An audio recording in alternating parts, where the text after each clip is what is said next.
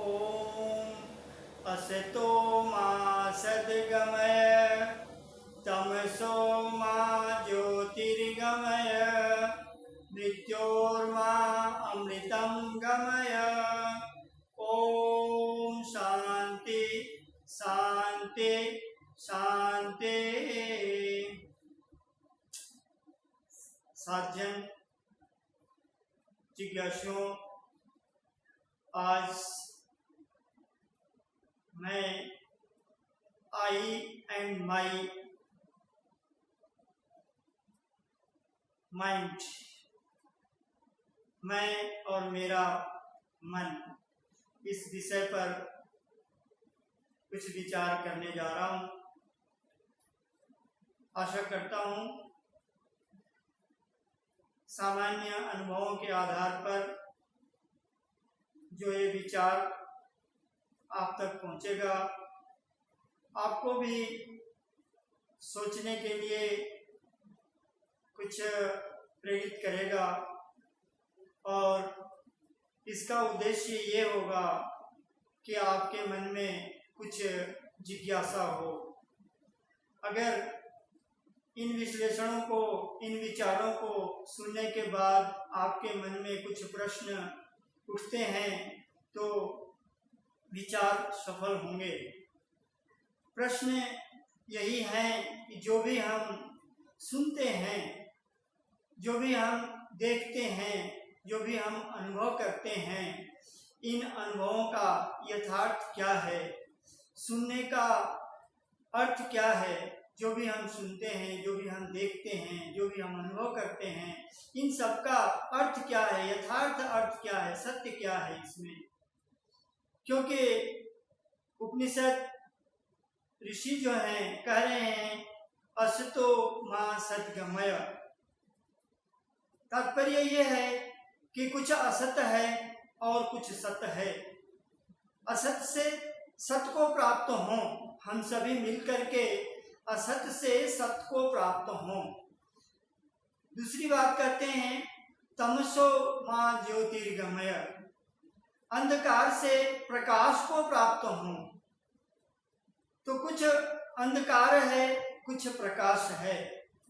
इसका सीधा सीधा अर्थ ये बनता है मृत्योर्मा अमृतम गमय, मृत्यु से अमृतत्व को प्राप्त हों। अर्थात कुछ मृत्यु का भान है और अमरत्व है। तो ये क्या है? सब सामान्य अनुभवों के आधार पर इन बातों को समझा जा सकता है या नहीं। तो प्रथम बात आती है कि हमारे जीवन में जो सामान्य अनुभव हैं, जो हम दिन प्रतिदिन अपने जीवन में अनुभव करते हैं, यह अनुभवकर्ता कौन है और ये अनुभवकर्ता ये सत्य से असत्य का अनुभव कैसे कर सकता है। तो प्रथम आती है जिसमें हम देखते हैं कि मैं और मेरा मन, मैं और मेरा मन। जबकि अपने सामान्य जीवन के अनुभव में हम चार आयाम देखते हैं, अपने अनुभव के चार आयाम देखते हैं। मुख्य रूप से ये ब्रह्मांड है, अर्थात एक संसार है। इस संसार में ये शरीर है। दूसरा आयाम हुआ एक ब्रह्मांड, ये संसार जो हम सब तरफ देखते हैं, अपने अनुभव करते हैं। ये मैं, ये एक जो शरीर है जिसमें मैं का अनुभव होता है, ये है। और एक मन जो आंतरिक है। दूसरी तरह से अगर इसको देखें तो कुछ जड़ है और कुछ चेतन है, कुछ जड़ और कुछ चेतन है। अब इसमें सत्य क्या है और असत्य क्या है? जो जड़ है, जो चेतन है, इसमें सत्य क्या है और क्या असत्य है? क्योंकि कहा गया असतो मां सद्गमय। असत्य क्या है जिससे हम इस असत से सत्य की तरफ जाएं? तो असत एक तो ये हो सकता है कि ये जो जड़ है, जिसको हम जड़ अनुभव कर रहे हैं कि कुछ जड़ है, इस जड़ के अंदर शरीर भी हो सकता है।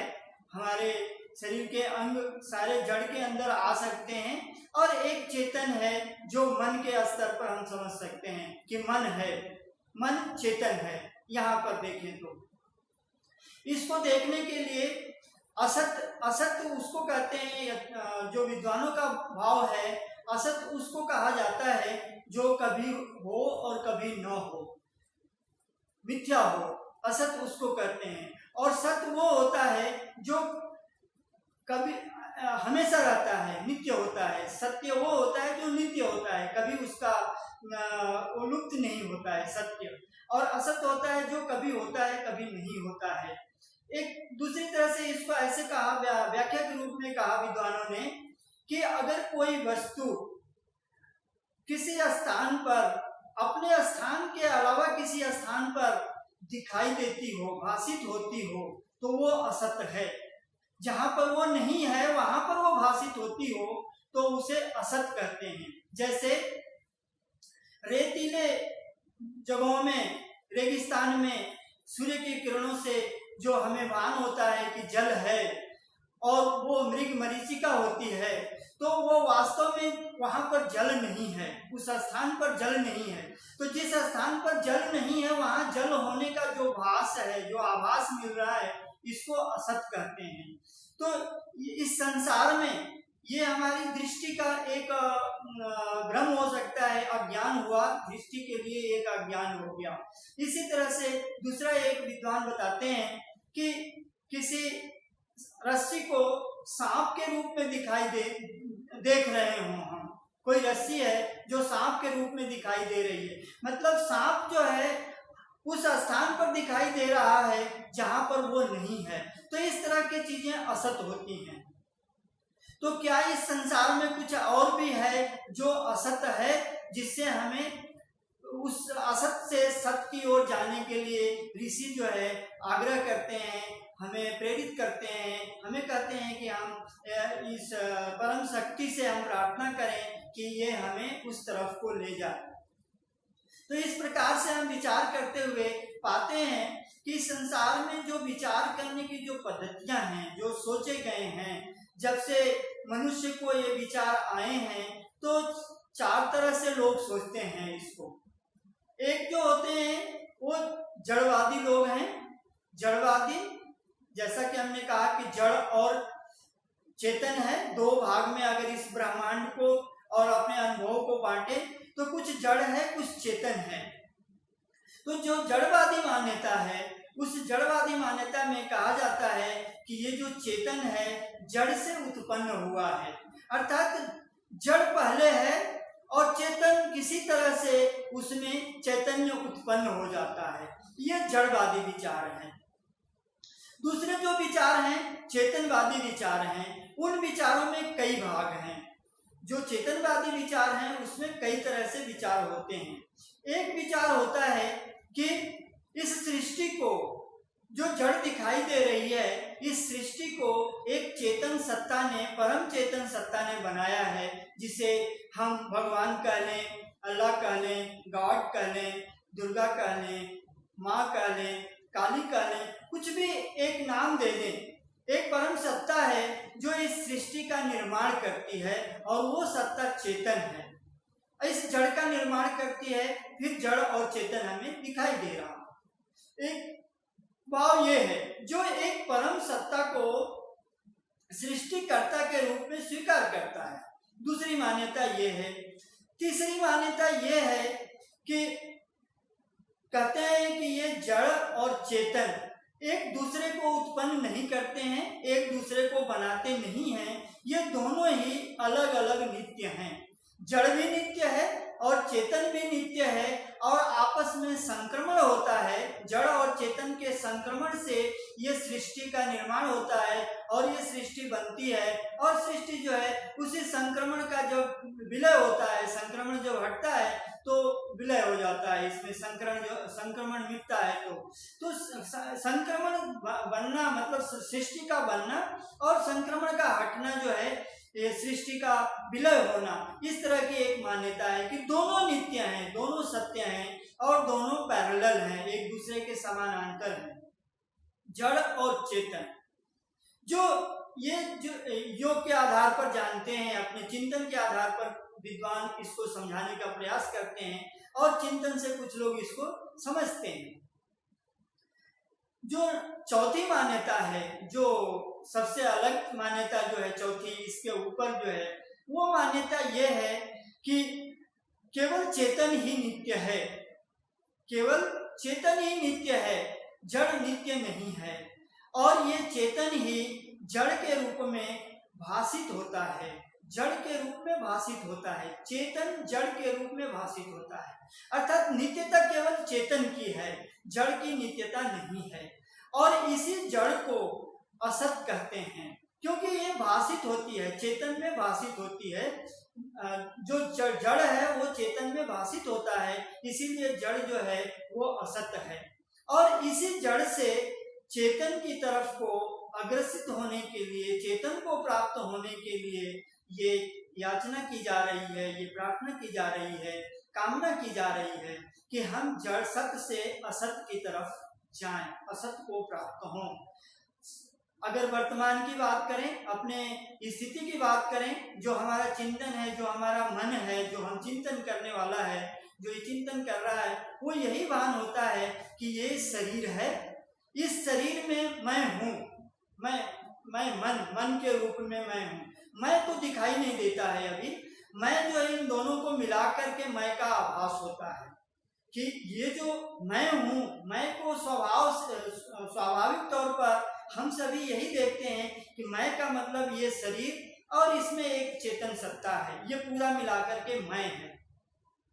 लेकिन अगर ध्यान से इसको देखा जाए तो मैं जो होगा, अगर ये शरीर और मन को मिलाकर के मैं है, तो ये शरीर तो परिवर्तित होता रहता है। तो मैं क्या परिवर्तित होता रहता हूँ क्या?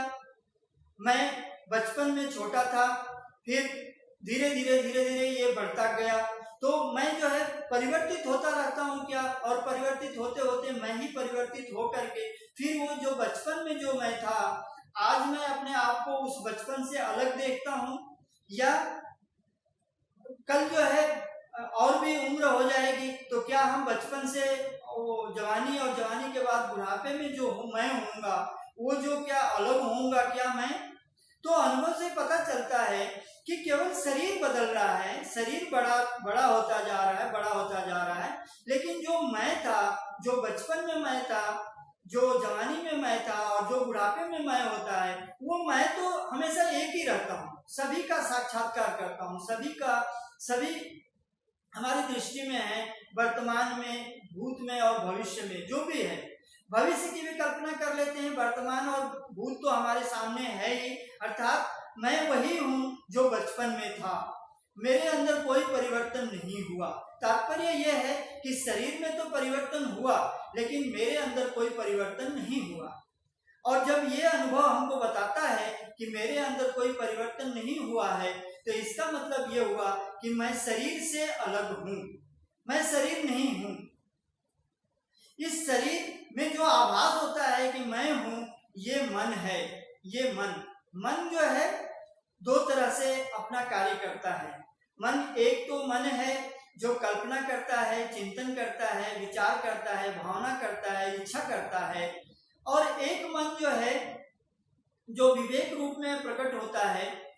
अपने को ही दो भागों में मन ये बांट करके रखता है, एक विचार करना, अनुभव करना, सुख दुख का अनुभव करना, चिंतन करना, कल्पना करना, और एक जो है निर्णय लेना।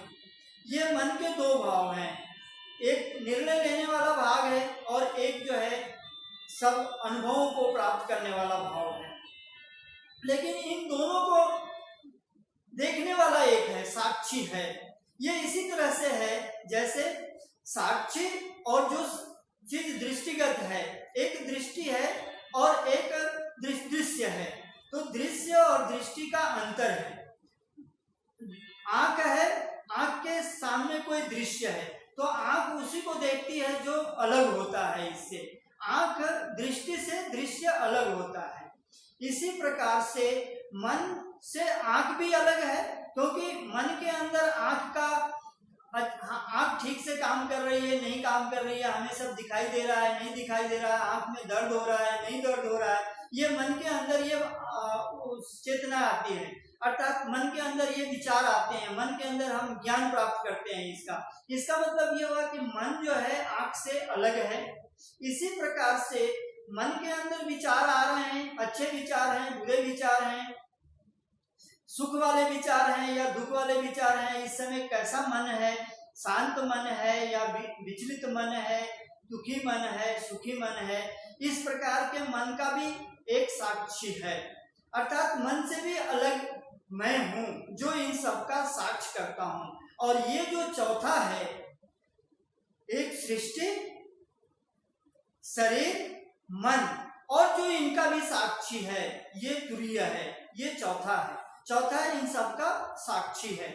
और ये चौथा जो है बिना परिवर्तित हुए, जिस तरह से आज से कुछ साल पहले देख रहा था इस सृष्टि को, इस ब्रह्मांड को, इस भौतिक जगत को, शरीर को, मन को, इन सब को, उसी प्रकार से आज भी साक्षी की तरह देख रहा है इसको। तो ये जो देखने वाला जो साक्षी है वो मैं हूं। और मैं परिवर्तित नहीं होता हूं, मैं बदलता नहीं हूं, अर्थात मैं सत्य हूं। असत वो है जो बदल जाता है, जो नहीं होता है, जो होने का भास देता है, जो होने का भास देता है लेकिन वो होता नहीं है, वहां पर परिवर्तित हो जाता है, बदल जाता है। तो हमने देखा कि ब्रह्मांड में भी बदलता रहता है सब कुछ, शरीर में भी बदलता रहता है, मन के अंदर भी बदलता रहता है, लेकिन इन सारे बदलाव को, सारे परिवर्तन को मैं साक्षी रूप में देखता रहता हूं। तो मेरे अंदर कोई परिवर्तन नहीं आता है, अर्थात मैं सत्य हूं, मैं सत्य हूं। मैं, मेरा अपना एक स्वरूप है। ये मैं जो है एक व्यक्तित्व वाला जो मैं है उससे अलग हुआ। अगर इसको ध्यान से और थोड़ा सा गहराई से देखें तो एक तो व्यक्तित्व है, एक व्यक्ति का व्यक्तित्व है, व्यक्ति ने व्यक्तित्व बनाया, हमने कुछ शिक्षाएं प्राप्त की, कुछ पद प्राप्त किए, कुछ संबंधों को हमने जोड़ा, इस प्रकार से एक व्यक्तित्व बन गया। और ये व्यक्तित्व जो होता है एक प्रकार का कह सकते हैं कि मुखौटा है, मुखौटा जो यथार्थ नहीं है, यथार्थ नहीं प्राप्त किया हुआ है। और आप देखिए जो भी चीज प्राप्त होती है वो मिटती है, जो कुछ बनता है वो बिगड़ता है, जो परिवर्तनशील है वो परिवर्तन होना ही है, जो आकार में आता है उसका निश्चित ही विकृति आएगी, ये निश्चित है, सिद्धांत है, प्रकृति का सिद्धांत है ये। तो जो कुछ भी हम देख रहे हैं वो तो परिवर्तनशील है, परिवर्तित हो रहा है, लेकिन मैं जो हूँ वो मैं परिवर्तित नहीं हूँ। तात्पर्य यह है कि जो ये परिवर्तन होने वाला है, परिवर्तित होने वाला है, वो दिखता है, सत्य दिख रहा था। जो व्यक्तित्व है, जो बनाया हुआ है, जो ओढ़ा हुआ है, ये जो सत्य दिख रहा था ये असत्य है, ये बना हुआ है। और बना हुआ निश्चित है बिगड़ेगा, विकृति आएगी, इसमें परिवर्तन होगा। और इन परिवर्तनों को देखने वाला साक्षी मैं न कभी बनता हूं न बिगड़ता हूं। मेरे अंदर कोई परिवर्तन नहीं आता है, मैं बनता नहीं हूं, मैं बनाया नहीं गया, मैंने डेवलप नहीं हुआ, मैं डेवलप होकर के मैं नहीं बना। व्यक्तित्व जो है, पर्सनालिटी जिसको कहते हैं, पर्सनालिटी डेवलप हुआ। आज तो पर्सनालिटी डेवलपमेंट के बहुत सारे प्रोग्राम चल रहे हैं संसार में, पर्सनालिटी डेवलप की जाती है। मीन्स एक जो है ऊपर से अपने ऊपर ओढ़ा जाता है कुछ, और ये पर्सनालिटी विद्वान तो कहते हैं कि हमें बांधते हैं। अगर कई बार विचार में यही आता है कि बचपन में देखा जाए तो बचपन में जब पैदा होता है बच्चा जो है, तो वो एक व्यक्ति, एक पिंड रूप होता है, पैदा हुआ, उसमें कोई व्यक्तित्व नहीं है, अभी कोई भी व्यक्तित्व नहीं है, वो पूरा सच है। जो भी जैसा है उसको उसी तरह से वो देखता है, बच्चा जो जैसा है उसी तरह से देखता है। केवल एक ही चीज उसके अंदर होती है, तितिक्षा, जीवन की तितिक्षा। क्योंकि जीवन की तितिक्षा के कारण ही पहले अपने जीवन को बचाने के लिए अपने आप ही मुंह से आवाज आती है, चिल्लाने की, बोलने की आवाज आती है, जो हम चिल्लाते हैं, रोते हैं, वो तितिक्षा है। जो हम इस शरीर प्राण को, जो चलने वाला प्राण है, इसको जीने की जो तितिक्षा होती है, उसको चलाने के लिए उस डर हो जाता है, उस समय वो रोता है। तो पहली केवल चीज वही होती है, उसके अंदर कोई दूसरे भाव नहीं होते हैं, अर्थात पर्सनालिटी का कोई ऐसा भाव नहीं होता है। लेकिन जैसे जैसे ये शरीर जो है बड़ा होता जाता है, हम संबंधों को बनाते हैं, माता का संबंध, फिर पिता का संबंध, परिवार का संबंध होता है, इस तरह से समाज और देश का संबंध हो जाता है। हम हर तरह के संबंधों में अपने आप को डेवलप करते जाते हैं, मतलब एक हमारा व्यक्तित्व डेवलप होता जाता है, एक व्यक्तित्व बनता जाता है, और उस व्यक्तित्व को ही हम अब सत्य के रूप में सत्य के रूप में देखने लगते हैं। अब लगता है कि हमारा यही व्यक्तित्व ही जो है असल रूप है, लेकिन ये व्यक्तित्व असल रूप नहीं है जब हम इस तरह से विचार करके देखते हैं कि मैं तो बदला ही नहीं, मैं तो जो था वो अभी भी वही हूँ, जो बचपन में था, जवानी में था, या बुढ़ापे में, जो भी बुढ़ापे तक पहुंचता है वो देखता है कि मैं तो जो भी पीछे से देख रहा हूँ मैं तो वही हूँ, मेरे अंदर कोई परिवर्तन नहीं आया। परिवर्तन शरीर में आया, परिवर्तन भावों में आया, और एक पर्सनालिटी जो डेवलप हुआ, तो इसको कहते हैं ये असत्य है। और सत्य कौन हुआ? जो साक्षी है वो सत्य है, जो साक्षी है वो सत्य है, और इसका एक अपना स्वरूप है, अपना एक स्वरूप है। इस स्वरूप के विषय में और गहराई से विचार करेंगे हम। और दूसरा, तमसो मां ज्योतिर्गमय मृत्योर्मा अमृतम गमय, इन विषयों को भी विचार करेंगे, और हम पाएंगे कि ये जो आई है, जो मैं हूँ, वास्तव में ये जो दिखने वाला है ये मैं नहीं हूँ। व्यक्तित्व जो डेवलप हुआ है ये मैं नहीं हूँ। मैं जो है मेरा अपना एक स्वरूप है जो तुरीय है, चतुर्थ है। तुरीय, चतुर्थ कहते हैं जिसको, कि एक चतुर्थ है। चतुर्थ होते हुए भी चार, काउंटिंग में तो चार दिख रहा है, गिनने में लग रहा है कि चार हैं, लेकिन ये चतुर्थ का ही ये आभास होता है। चतुर्थ ही इन रूपों में दिखाई देता है, तीन रूपों में, अलग तीन रूपों में दिखाई देता है। इसको और भी हम गहराई से विचार करेंगे अगले संस्करणों में, तो हमारे साथ बने रहिए। इन विचारों के साथ में गहराई से अगर कोई प्रश्न इस बीच में आपके अंदर उपस्थित होते हैं, कोई ऐसा प्रश्न आता है जो हमारी बातों से हम मानते हैं कि हमारे विचार जो है आपके विचार से पूरी तरह से नहीं मिलेंगे, आप अलग विचार वाले हो सकते हैं, लेकिन अगर कोई प्रश्न है जो कि लगता है कि इसके विषय में हमें प्रश्न भेजना चाहिए, बोलना चाहिए, बताना चाहिए, अगर कुछ इसमें विचार करने वाली बात है, तो निश्चित ही आप हमारे इस चैनल पर अपना विचार भेज सकते हैं, अपने प्रश्न भी भेज सकते हैं, जिसका स्वागत करूंगा, और मैं उसको फिर से समझने की कोशिश करूंगा, समझाने की कोशिश करूंगा, और आगे हम विश्लेषण करेंगे कि तमसो मां ज्योतिर्गमय क्या है और मृत्यो मां अमृतम गमय। निश्चित रूप से हम अमृत को प्राप्त करेंगे।